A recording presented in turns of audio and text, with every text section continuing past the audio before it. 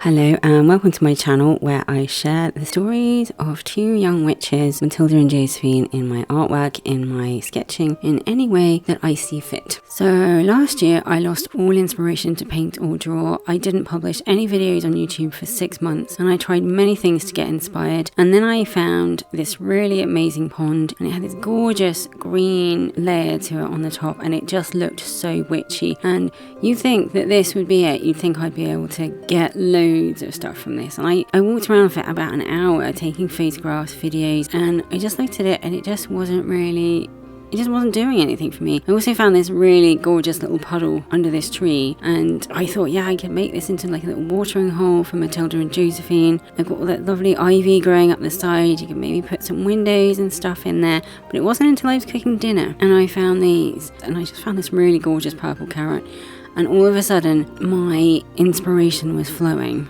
I have to say that the inspiration didn't actually last, and I only did, I think, one sketch in this whole 6-month period. So I got this mannequin and I got the carrot and I actually attached it with a little elastic band, and then I tried sort of moving it around. I then took a photograph of the mannequin and then printed it so it's easier for me to sit and look at the image rather than have the mannequin there, and it was nice because then I could go back to it whenever I wanted, or even just curl up on the sofa and do it. So I decided to record this whole process of me sketching and doing everything because I hadn't made a video for YouTube for a while, and I thought, yes, I really want to have something to put up. But I was holding my phone in one hand and obviously doing everything else in the other hand, and it was really sort of shaky and moving, and so for a long time I thought, I can't post this on YouTube, it's just really messy. But then I thought, actually, I'm gonna post it because I want to. My camera work wasn't great. I did need to put it on a tripod or something. The next bit was to get my little travel set of watercolours. They're really, really